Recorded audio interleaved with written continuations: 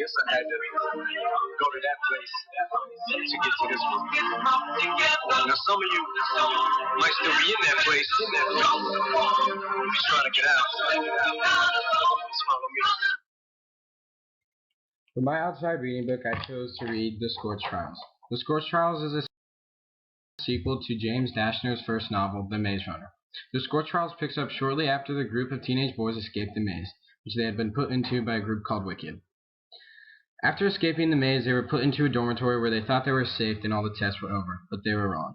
Their new task will be to enter the Scorch and survive the flare, which is a brain-eating disease that they have all been infected with, and they have exactly 2 weeks to make it to the safe haven. Once in the Scorch, they go to the city where they meet a man who's the leader of the city named George. He is very hostile, but Thomas convinces him to help the boys make it to the safe haven. Once the boys make it to the mountains where the safe haven is, they see another group, and this is Group B, which is a group of girls who were also put through the maze trials and are now in the Scorch just like them. The two groups of gladers now have one last obstacle that they must overcome to finish the trial and escape the Scorch. But they were told that only one group gets to make it out of the Scorch, so they are in a predicament. The Scorch Trials is an action-packed adventure with many plot twists and betrayals that will keep you engaged and wanting to read.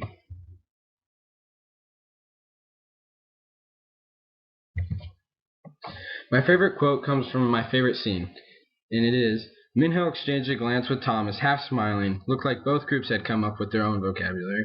This is my favorite quote because I found it very interesting how in the Maze Runner that the kids in the maze had come up with their own words and created their own vocabulary. And I found it interesting that the two groups both recognized that each group had come up with their own vocabulary.